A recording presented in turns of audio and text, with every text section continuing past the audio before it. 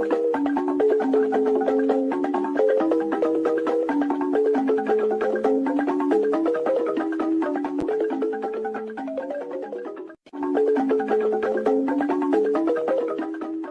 have no mercy for those that come to disrupt the restoration of this struggle. We don't negotiate with anyone.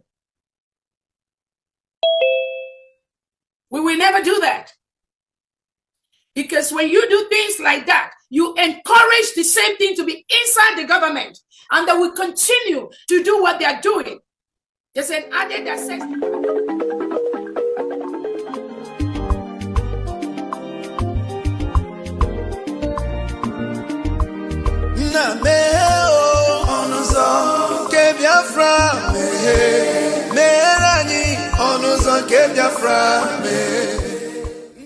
Welcome, fellow Biafrans, lovers of freedom across the world. I welcome you to this amazing platform.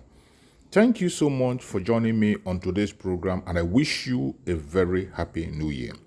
Finally, we are now in the year 2025, and as we proceed in the year 2025, we must not forget that we have a lot of responsibilities. Our responsibility in this platform is to give you information and make sure that you have an update on what is going on in Biafra land, more especially things that has to do with the restoration of independent state of Biafra. Today, I am going to share with you a very important video. Please pay attention to this video. In all the information that we see here, you are going to see that they have started again a new deceit to distract us from the restoration of independence of Biafra. We must not be distracted. It is either Biafra or nothing. Mazen Nandekano said it to us, and he has not changed his mind. If anybody tries to insinuate that Mazen Nandekano have changed, that is a lie. Watch this video from beginning to the end. You will understand that the enemies will never give up. And those of us who are focusing on the restoration of Biafra, we must not give up. Do not get distracted, regardless what you hear or what you see. Always remember that it is Biafran first. All eyes must be on the rising sun. Every eye must be on the rising sun. Do not allow yourself to be carried away with things that are happening around you.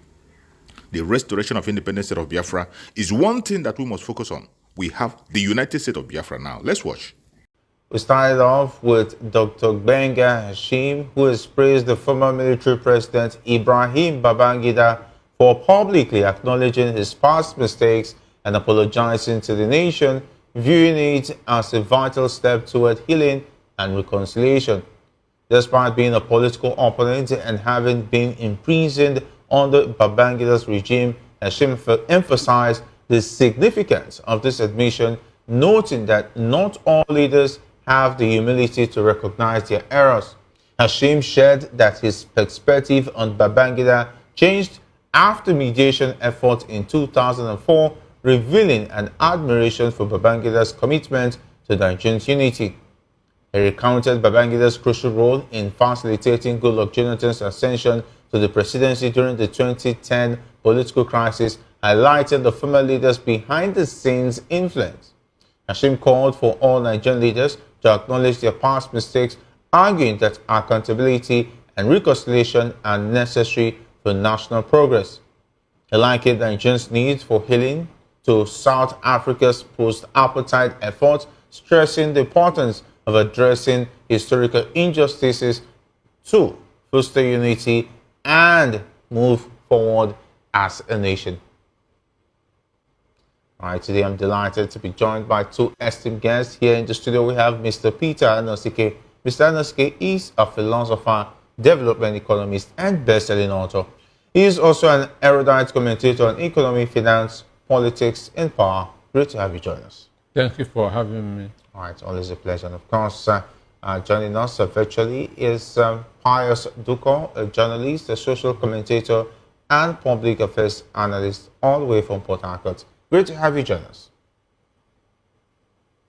Yes, luckily for us this evening, I'm in the studio. It's not virtually anyway.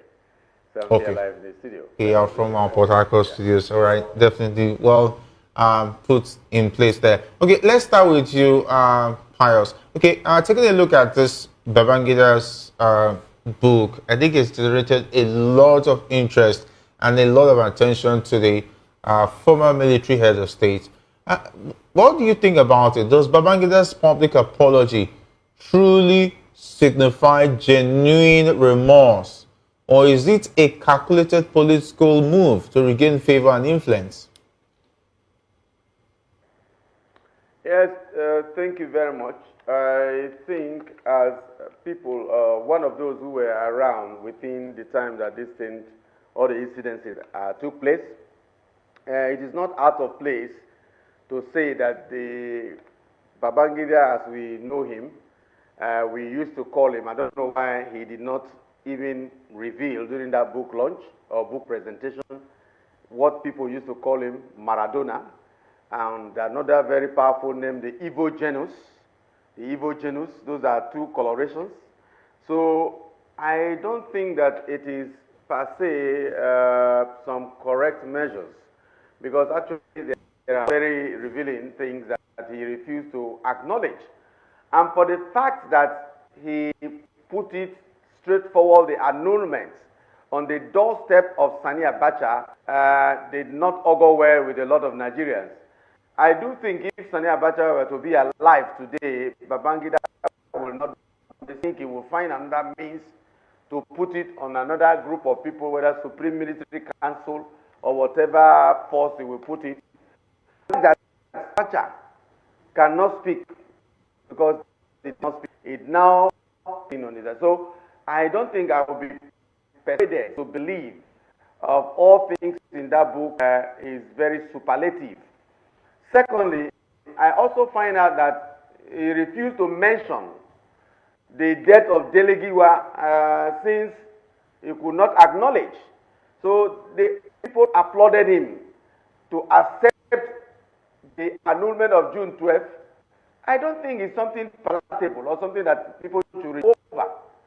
Secondly, he also talk or reveal the secrets of Delegiwa's death. You did not.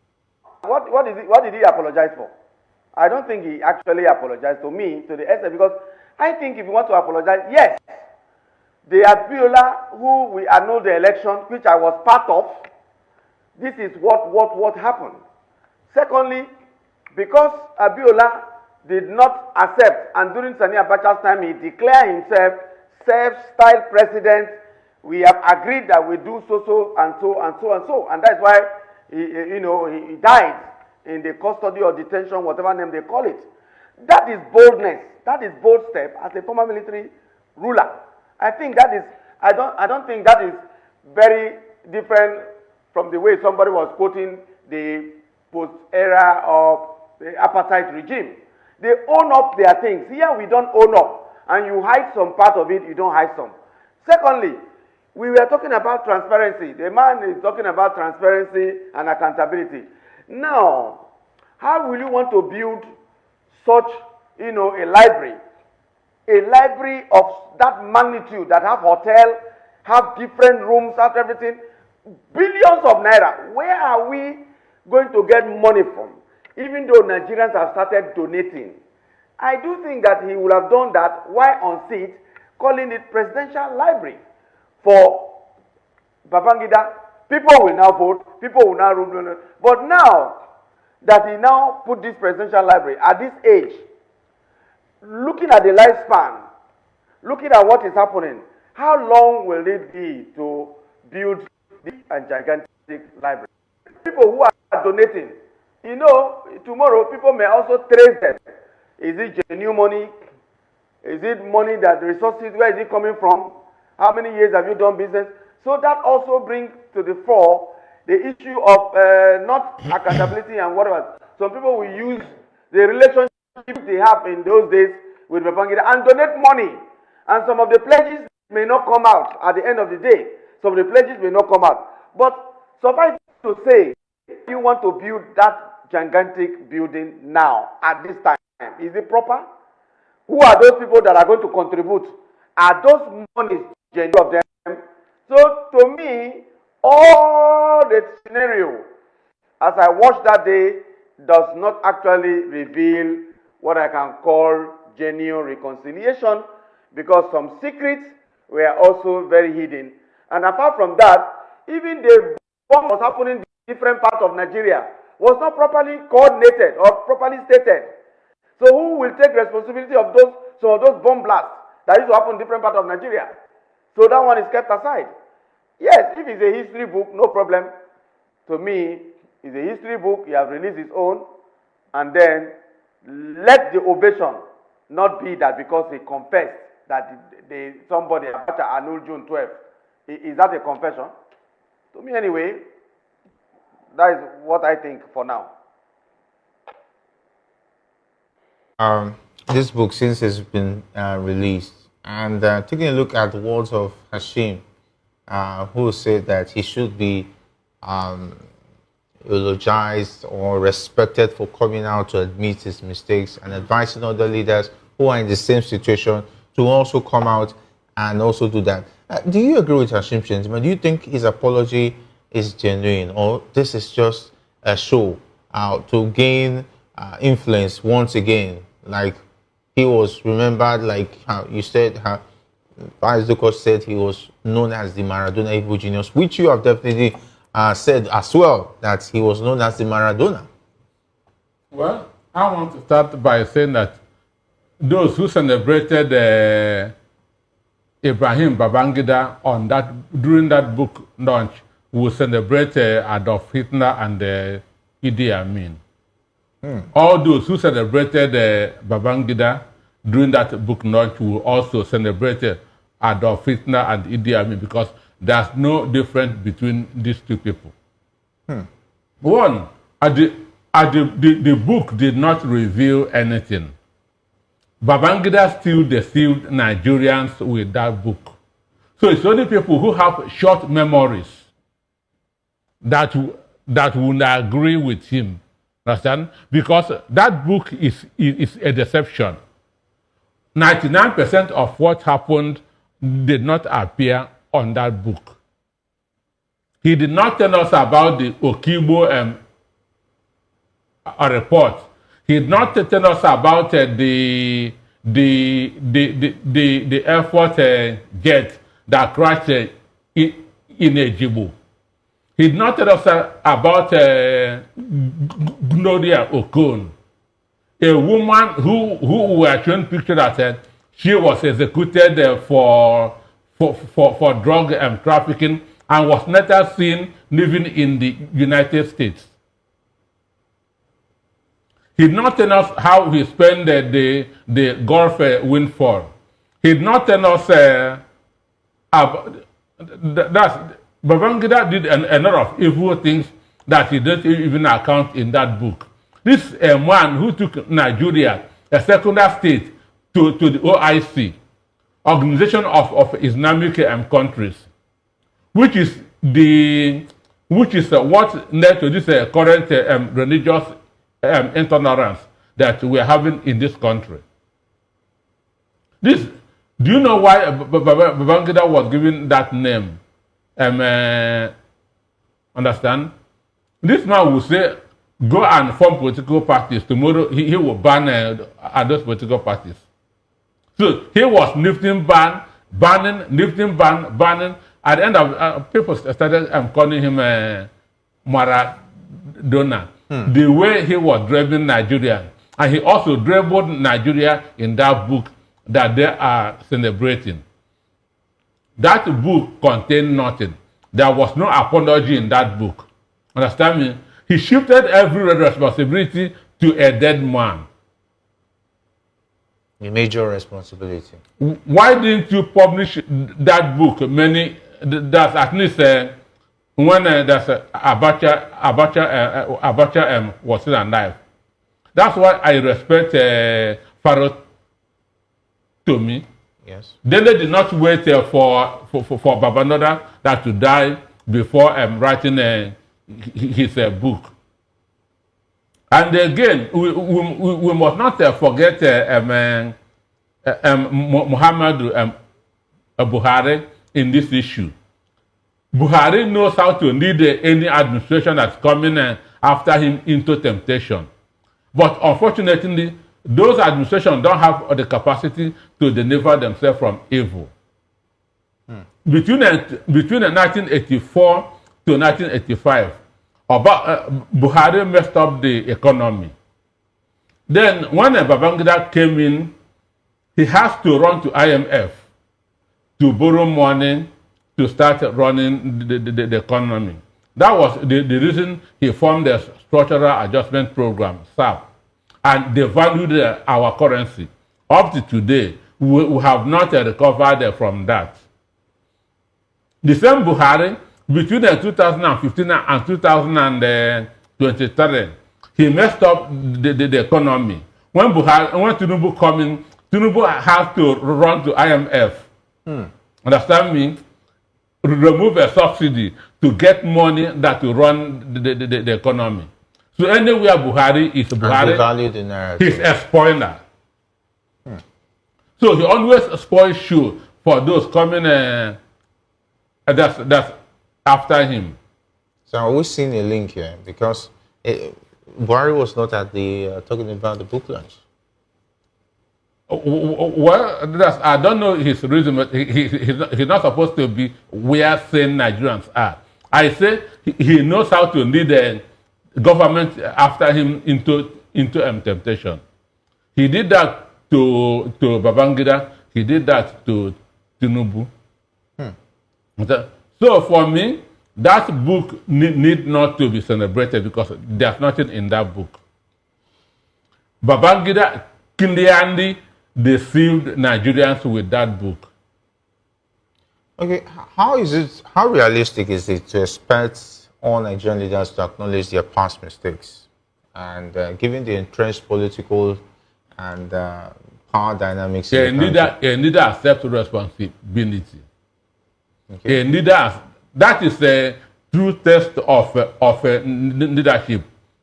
Accepting responsibility and making an apology.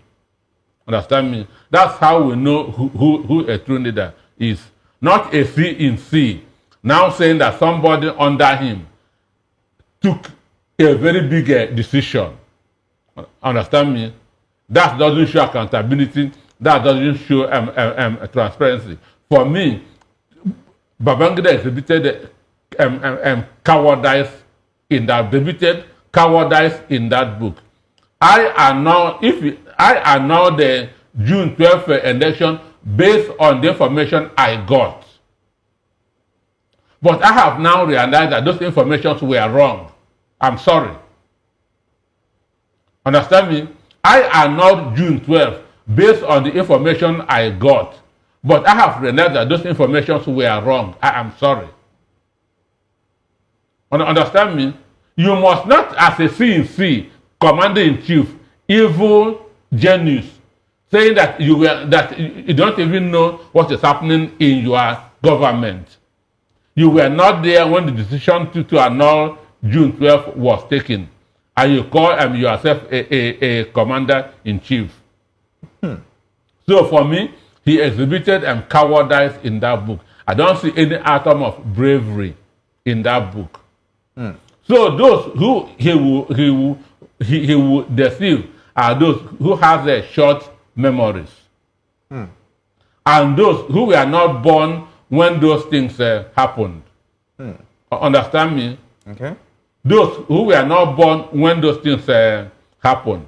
But for those who has their memories intact, they know that Buhari and Tinubu just deceived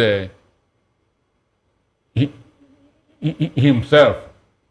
Okay, let me go to Mr. Pius. Okay, taking a look at Hashim Shetima's comments about Babangida, he made mention of the fact that political leaders should be able to own up to their mistakes. And of course, did he own up? Okay, now, Mr. Noski has a different point of view, saying that he didn't own up. Definitely in that book, nowhere he said, Nigerians, I'm sorry for annulling the election. Instead, he put up the blame on talking about the late head of state, talking about General Sani Abacha. So, is it just like those in the leadership circle don't really understand pure logical way of apology? Maybe he didn't read the book and he just came out and maybe just made an overview of his own line of thought, maybe just to create a kind of good relationship that he has already built with Babangida. Is it just a show from the political class, from the elites, that they don't care about how Nigerians really feel because they feel they can come out with comments and people will accept it? Imagine even Bayo Nanugas trying to correct the former vice president, Osibajo, saying that Babangida did not really torment Tinubu, the present president, that was a misconception. Was it that Onanuga is trying to tell vice president, former vice president, what really happened when he was not even in the scene? We see a better knowledge because right now he's in the present government to correct somebody who was even active during the IBB government. Well, thank you very much for those twins and array of questions. Most of those questions are intertwined. They are together. They have some connections and connectivity. I do think and want to emphasize again that what we have, because I was also shocked to my bone marrow that day nobody could stand in front of IBB, Ibrahim Babangida, and condemned or say those evil things that was happening. Nobody could do that. Who held the microphone? But I was surprised. However, it was the current president, Tinubu, who made moves to say, well, there was something I disagree with you, and I said you would not have done, even though he did not mention it properly, and we disagree. And I was thinking that you're going to arrest me, but you did not arrest me. You went and shook hands with me after I made those presentations. The president was trying to look at area whereby they have disagreement before, but he did not put it in the clear, in the public domain, that particular incident. But we should also know that it was during those struggles, those times of struggling, that even went on exile, including current president, a very good advocate and who talk about human rights abuse.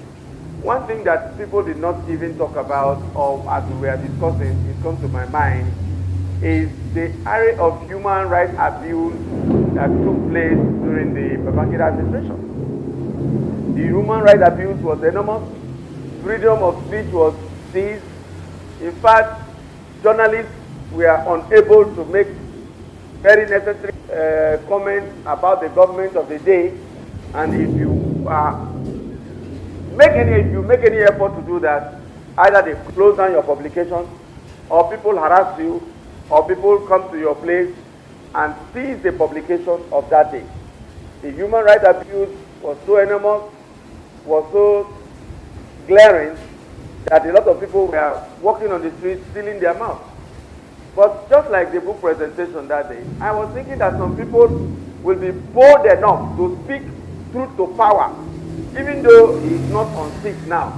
But what I saw is gamut of political psychopaths.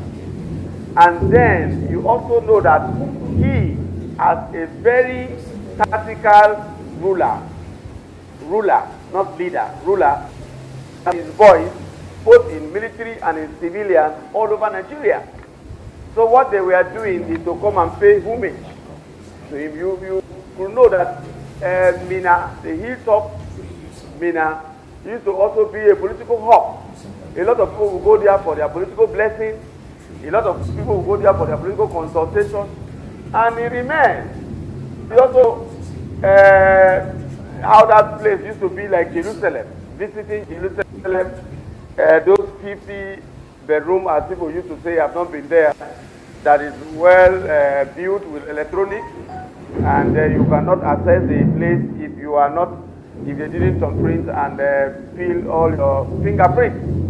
So we also noticed even the high rate of corruption that was happening then, nobody talked about it. But however, just as the comrade there said, Nigeria is forgetting so soon. They want to, put him just like people do when they die. Even though all the sins that the man have committed when somebody dies, they come to the memorial service, they come to service of song and praise the person. If you like, let him, he was a killer, or he was doing this, or he has gang tormenting people. So that is the problem of Nigerians. We are yet to come out and say, no, in your presence, you did this, you did this, you did that. So if you want forgiveness, fine. Let us find a balance. MK Abiola was arrested. Even it before your nose, it was just a stone's throw, Abacha regime. And then you step aside, just like you said. Because I also believe the whole scenario was a drama, was a showmanship. Don't worry, my brother. I will step aside, and as I go to put Shoyiko, as I'm going to put NS Shoyiko, any assignment that they do, just overthrow him, and nothing will happen. That was showmanship, you know. So people don't know that you brought a man like that, NS Shoyiko, to be interim president, and in just 83 days, you whisk him off the seat. No, now. And then somebody will now accept that he has apologized. No. Thank you. Okay, what does this say about our leaders who would be in this situation from 90 and 93, all the election, all the people that were killed, daily givers, killing, and so on and so forth? If another leader goes through this situation, what example will it set for future leaders, knowing that someday after committing all the crimes and all of the allegations or coming out, you cannot come out after so many years and admit, and Nigerians will still come out, the elite will still come out and celebrate you and donate billions? Would this not encourage apathy on the part of our leaders towards the people, and of course the way they handle matters, knowing that in the future nobody's going to criticize them or make them feel bad for what they've done? Well, I want to start with the former Vice President Yemi Oshibajo, yeah, and Bayo Noronga. Yeah. One, Yemi Oshibajo was SA to Ajibonda. Ajibonda was the Attorney General and Minister of Justice in Babangida's administration, and Oshibajo was SA to Ajibonda. This means that Yemi Oshibajo is inside. He knew what was going on. Understand? Why then Ononoga was running the news. Understand? The news was a newspaper then. So how can somebody who is outside the kitchen now tell someone who is in the kitchen what's on fire? Understand me? So what Oshibajo said was an eyewitness account, because he was indirectly part of the administration, being an SA to Ajibonda, who was the minister of the Attorney General at that time. And if it's not true, Oshibajo wouldn't have said it there. Understand? In the presence of Maradona himself. So then another thing is that this kind of thing would encourage corruption, would encourage recklessness. Understand? That you can do whatever you can. When you grow old, people wouldn't mind what you've done in the past. Understand? That is what was exhibited on that day. Those that came there to energize him, to pour encomium on him. Because under Babangida, corruption was walking on the street. Corruption became a state craft. Understand? That's when people were never use this word, sitting jobs. Understand? Where you can walk into the office of the chief of army staff, stay there, stay behind that coat of arms. Businessmen will come from all over the world. You tell them that you have Thank you so much for watching the program. I appreciate you for your patience to watch from beginning to end. I hope you have learned a lot from this very program that I just played, this video. Please like and share the video. Share to all platforms. After sharing the video, now you can go to the comment section and put down your comments. Whatever suggestions, contributions you have to make, what do you think about the video I just played?